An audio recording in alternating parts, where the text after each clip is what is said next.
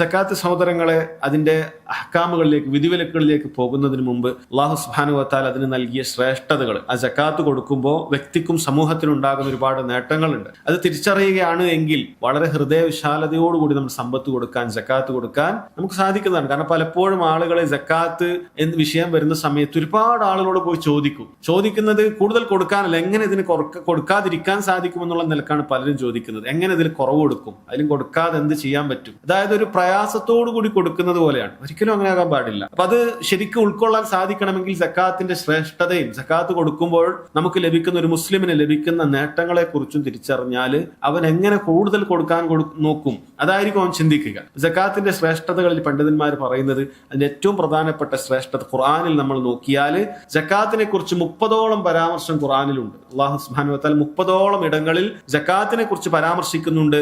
അതിൽ 27 തവണയും നിസ്കാരത്തിനോടൊപ്പം ചേർത്തിട്ടാണ് അല്ലാഹു സുബ്ഹാനഹു വ തആല പറയുന്നത്. വഅഖീമുസ്സലാ വആതുസ്സകാ, നിങ്ങൾ നിസ്കാരം നിലനിർത്തുക, സക്കാത്ത് കൊടുക്കുക പോലെയുള്ള, അല്ലെങ്കിൽ അല്ലദീന യുഖീമൂനസ്സലാ വയുഅ്തൂനസ്സകാ, അവർ നിസ്കാരം നിലനിർത്തുന്നവരാണ്, സക്കാത്ത് കൊടുക്കുന്നവരാണ്. ഇങ്ങനെ എവിടെയെല്ലാം സക്കാത്തിനെ കുറിച്ച് പറഞ്ഞിട്ടുണ്ടോ അവിടെ നിസ്കാരം ആദ്യം പറഞ്ഞിട്ടുണ്ട്. അപ്പൊ നിസ്കാരത്തിന്റെ പ്രാധാന്യം അറിയാത്തവർ മുസ്ലിമീങ്ങളിൽ ആരുമില്ല. അപ്പൊ നിസ്കാരത്തിനോടൊപ്പം തന്നെ 27 തവണ സക്കാത്തിനെ കുറിച്ച് പറഞ്ഞിട്ടുണ്ടെങ്കിൽ അത് അത്ര വലിയ ശ്രേഷ്ഠത, അല്ലാഹു സുബ്ഹാനഹു വ തആല അത്ര വലിയ പ്രാധാന്യം അതിന് നൽകിയിട്ടുണ്ട് എന്നാണ്. അതുപോലെ നബി സല്ലല്ലാഹു അലൈഹി വസല്ലം പറഞ്ഞ വളരെ പ്രസിദ്ധമായ ഹദീസ് നിങ്ങൾക്കറിയാമല്ലോ. ദീനുൽ ഇസ്ലാമിന്റെ 5 സ്തംഭങ്ങളിൽ ഒന്നാണ് സക്കാത്ത്. ബുനിയൽ ഇസ്ലാമു അലാ ഖംസിൻ. ഒരാളുടെ ഇസ്ലാം അത് നിർമ്മിക്കപ്പെടുന്നത്, അല്ലെങ്കിൽ അത് പടുത്തുയർത്തപ്പെട്ടത് 5 കാര്യങ്ങളിൽ നിന്നാണ്, 5 സ്തംഭങ്ങളിൽ നിന്നാണ്. ഒന്നാമതായി വിശ്വാസകാര്യാണ് പറഞ്ഞത്, ഷഹാദത്തി അല്ലാ ഇലാഹ ഇല്ലല്ലാഹു വഅന്ന മുഹമ്മദൻ റസൂലുള്ളാഹ്. ഒരാൾ ലാ ഇലാഹ ഇല്ലല്ലാഹ് മുഹമ്മദ് റസൂലുള്ളാഹ് അംഗീകരിക്കണം, എന്നാലാണ് അവന്റെ ഇസ്ലാം ശരിയാവുകയുള്ളത്. അത് അംഗീകരിക്കാത്ത അവൻ മുസ്ലിം അല്ല. രണ്ടാമത് പറഞ്ഞു ഇഖാമിസ് സലാ, അവൻ നിസ്കാരം നിലനിർത്തേണ്ടതുണ്ട്. 5 നേരത്തെ നിർബന്ധ നിസ്കാരം നിർവഹിക്കാത്തവൻ മുസ്ലിം അല്ല. മൂന്നാമതായി പറയുന്നത് സഹോദരങ്ങളെ അവൻ സക്കാത്ത് കൊടുക്കണമെന്നാണ്. വൽ ഹജ്ജി വസൗമി റമളാൻ, ഹജ്ജും റമളാൻ മാസത്തെ നോമ്പുമാണ് ബാക്കിയുള്ള 2 കാര്യങ്ങൾ. അപ്പോൾ ഇസ്ലാമിന്റെ റുക്കനാണത്, ഇസ്ലാമിന്റെ പഞ്ചസ്തംഭങ്ങളിൽ ഒന്നാണ് സക്കാത്ത് എന്ന് പറയുന്നത്. വളരെ പ്രാധാന്യമുള്ള കാര്യമാണ്. അല്ലാഹു സുബ്ഹാനഹു വ തആല തഖ്വയുടെ അടയാളമായി സക്കാത്ത് കൊടുക്കുന്നവരെ കുറിച്ച് പറഞ്ഞിട്ടുണ്ട്. ഒരാൾക്ക് തഖ്വയുണ്ട് എങ്കിൽ അവൻ സക്കാത്ത് കൊടുക്കുന്നവനാണ്. അത് സ്വർഗ്ഗപ്രവേശനത്തിനുള്ള മാർഗവുമാണ് അല്ലാഹു സുബ്ഹാനഹു വ തആല പറയുന്നുണ്ട്. നോക്കൂ, അല്ലാഹു തആല പറയുന്നു സൂറത്തുൽ ഹിജ്റിൽ, ഇന്നൽ മുത്തഖീന ഫീ ജന്നാതി വഉയൂൻ, തീർച്ചയായും മുത്തഖീങ്ങൾ, അല്ലാഹുവിനെ സൂക്ഷിച്ച് ജീവിക്കുന്നവർ, അവർ സ്വർഗ്ഗത്തോപ്പുകളിലും അരുവികളിലുമായിരിക്കും. സ്വർഗ്ഗത്തിൽ ഉണ്ടാകുന്ന മനോഹരമായ അതിന്റെ വിശേഷണങ്ങളാണ് പറയുന്നത്. എന്നിട്ട് അവരെ കുറിച്ച് പറയുന്നു, ആഖിദീന മാ ആതാഹും റബ്ബുഹും ഇന്നഹും കാനൂ ഖബ്ല ദാലിക മുഹ്സിനീൻ, അവർക്ക് അവരുടെ റബ്ബ് നൽകിയ കാര്യങ്ങൾ ഏറ്റുവാങ്ങിക്കൊണ്ട് അവർ ആസ്വദിക്കുകയാണ്. തീർച്ചയായും ദുനിയാവിൽ അവർ നല്ല സദ്വൃത്തരായിരുന്നു, അവർ മുഹ്സിനീങ്ങളായിരുന്നു, നന്നായി ഇബാദത്ത് ചെയ്യുന്ന നല്ലവരായിരുന്നു. എന്നിട്ട് അവരുടെ ഇബാദത്തിന്റെ പ്രധാനപ്പെട്ട ദുനിയാവിലെ ഇബാദത്തിനെ കുറിച്ച് അല്ലാഹു പറയാൻ, കാനൂ ഖലീലൻ മിനൽ ലൈലി മാ യഹ്ജഊൻ,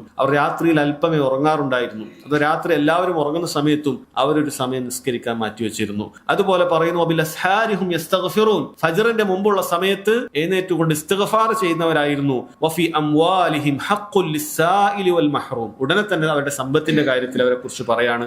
അവർ ചോദിച്ചു വരുന്നവർക്കാകട്ടെ, അതുപോലെ ഹക്കുള്ള ആളുകൾക്കാകട്ടെ, അല്ലെങ്കിൽ തടയപ്പെട്ടവർക്കൊക്കെ എന്ത് ചെയ്യും, അവരൊരു ഹക്ക് അവകാശം നൽകുന്നതാണ്. അഥവാ സക്കാത്ത് കൊടുക്കുന്നവരാണ് എന്ന് അല്ലാഹു സുബ്ഹാനഹു വ തആല പറയുന്നത്. രാത്രി നിസ്കാരം സക്കാത്തും ഒക്കെ ഒരുമിച്ചിട്ട്, ഇസ്തിഗ്ഫാറും ഒക്കെ ഒരുമിച്ചിട്ടാണ് പറയുന്നത്. സ്വർഗ്ഗപ്രവേശനത്തിന് കാരണമായത് ദുനിയാവിൽ ഇങ്ങനെ സമ്പത്ത് നന്നായി ചെലവഴിച്ചത് കൊണ്ടാണ് അല്ലാഹു സുബ്ഹാനഹു വ തആല പറയാൻ. മറ്റൊരു ഹദീസിൽ കാണാം, നബി സല്ലല്ലാഹു അലൈഹി വസല്ലം പറയുന്നു, ഖംസുൻ മൻ ജാഅ ബിഹിന്ന മഅ ഈമാനിൻ ദഖലൽ ജന്ന, വിശ്വാസത്തോടു കൂടി, അതായത് നിർബന്ധമാണ്, അല്ലാഹുവിലുള്ള ഒരു വിശ്വാസം ഒരാൾക്കുണ്ട്, എന്നിട്ട് 5 കാര്യങ്ങൾ ഒരാൾ കൊണ്ടുവന്നിട്ടുണ്ടെങ്കിൽ അവൻ സ്വർഗ്ഗത്തിൽ പ്രവേശിക്കും. എന്തൊക്കെയാണത്?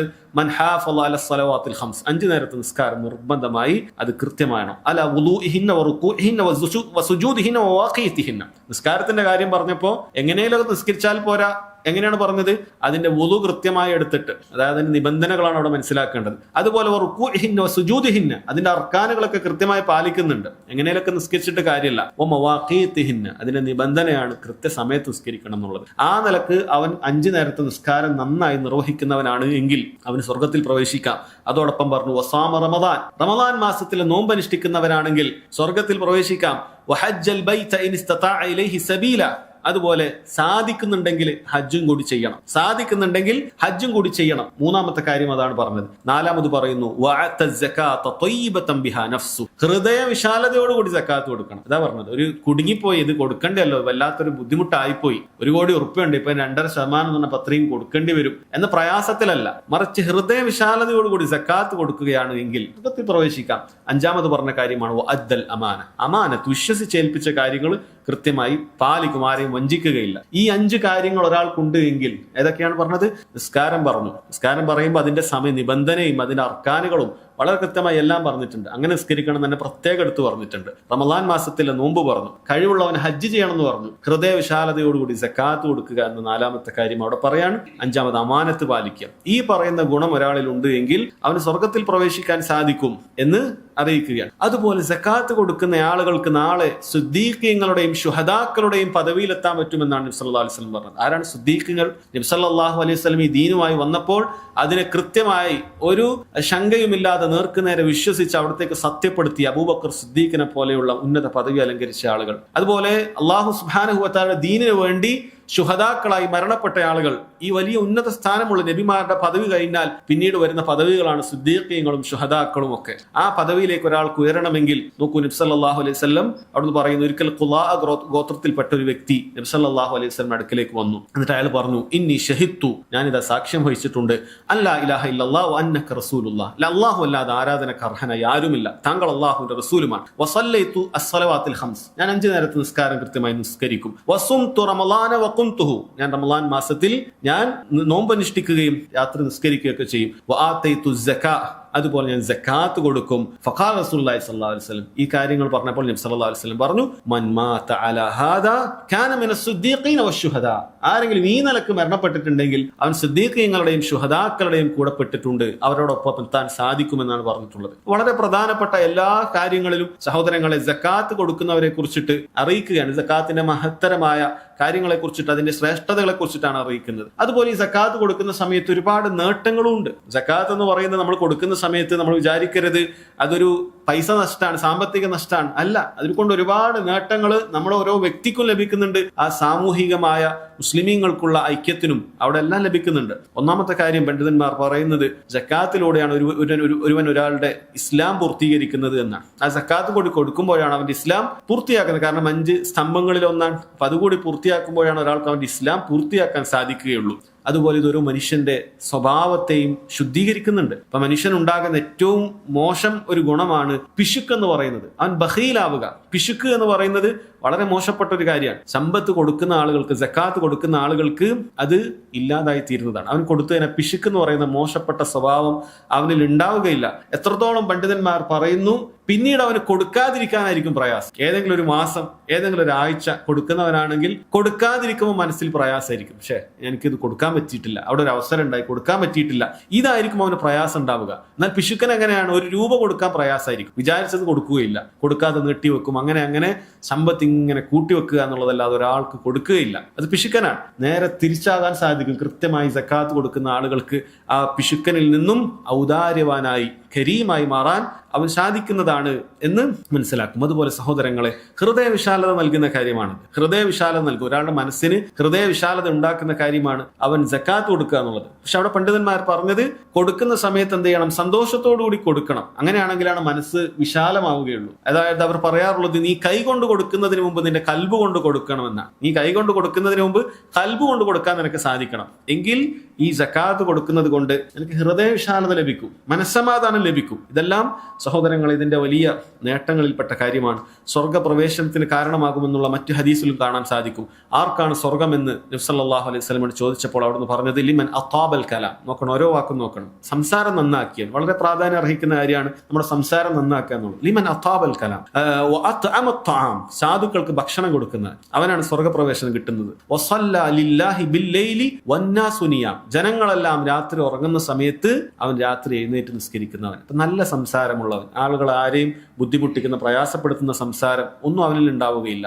അതുപോലെ തന്നെ സാധുക്കൾക്കൊക്കെ ഭക്ഷണം കൊടുക്കാനുള്ള വളരെ താല്പര്യമുള്ള വ്യക്തിയാണ്. അതുപോലെ രാവിലെ ആളുകൾ ഉറങ്ങുമ്പോൾ ഇവൻ എഴുന്നേറ്റ് നിസ്കരിക്കും. ഈ 3 ഗുണങ്ങളും ഒരാളിൽ സമ്മേളിച്ചാൽ അവൻ സ്വർഗപ്രവേശനത്തിന് അത് കാരണമാകും എന്ന് നബി സല്ലല്ലാഹു അലൈഹി വസല്ലം അറിയിച്ചിട്ടുണ്ട്. അതുപോലെ സക്കാത്ത് കൊടുക്കുമ്പോൾ സഹോദരങ്ങളെ, മുസ്ലിമീങ്ങൾക്ക് അവരൊരൊറ്റ കുടുംബം പോലെ വർത്തിക്കാൻ സാധിക്കുന്നു എന്നാണ്. ഇപ്പൊ കഴിവില്ലാത്തവനെ സംബന്ധിച്ചിടത്തോളം ഞാനൊരു വേറെ ഒരാളാണ് എന്നുള്ള തോന്നലില്ല. കഴിവുള്ള ആളുകൾ അവന് സമ്പത്തിൽ നിന്നും കൊടുക്കുന്ന സമയത്ത് എന്നെ ആശ്വസിപ്പിക്കാൻ, എന്റെ പ്രയാസങ്ങൾ അറിയാൻ എന്റെ കുടുംബം പോലെ ആളുകൾ ഉണ്ടല്ലോ എന്നൊരു ആശ്വാസം അവന് ലഭിക്കുന്നതാണ്. ഞാനെല്ലാം ഒരൊറ്റ കുടുംബം പോലെയാണ്. ഇന്നമൽ മുഅ്മിനൂന ഇഖ്വ, തീർച്ചയായും വിശ്വാസികളെല്ലാം പരസ്പര സഹോദരങ്ങളാണ് എന്ന് അല്ലാഹു സുബ്ഹാനഹു വ തആല പറഞ്ഞത് ഇത്തരം സക്കാത്തിലൂടെ സാധൂകരിക്കുകയാണ്. അവന് അറിയാം എനിക്കൊരു പ്രയാസം ഉണ്ടാകുമ്പോൾ അവരൊന്ന് കണ്ടറിഞ്ഞ് ചെയ്തു തരും, കണ്ടറിഞ്ഞ് നോക്കി കാര്യങ്ങളൊക്കെ ചെയ്തു തരും. ഇത് ചിന്തിക്കുന്ന സമയത്ത് ഒരൊറ്റ കുടുംബം പോലെ അവർക്ക് വർത്തിക്കാൻ സാധിക്കുമെന്നുള്ളതാണ്. അതുപോലെ മോഷണങ്ങൾ പോലെയുള്ള സാമ്പത്തിക കുറ്റകൃത്യങ്ങൾ കുറക്കാൻ ഒരു പരിധി വരെ സക്കാത്തിന് സഹായകമാകുമെന്നുള്ളത് പണ്ഡിതന്മാർ പറഞ്ഞത് കാണാൻ സാധിക്കും. ഇപ്പൊ കുറ്റകൃത്യങ്ങൾ സഹോദരങ്ങൾ എപ്പോഴോ ഉണ്ടാവുക, എന്റെ കയ്യിൽ ഒന്നുമില്ല, മറ്റുള്ളതിന്റെ കയ്യിൽ കുറെ ഉണ്ട്, അപ്പൊ എങ്ങനെയെങ്കിലൊക്കെ എന്റെ ആവശ്യങ്ങൾ നടക്കണം. ഇവൻ ചിന്തിക്കുകയാണ് എനിക്ക് അങ്ങനെ പരിശ്രമിച്ചിട്ടും കിട്ടുന്നില്ല, അപ്പൊ അവന്റെ അത് എടുക്കുക തന്നെ.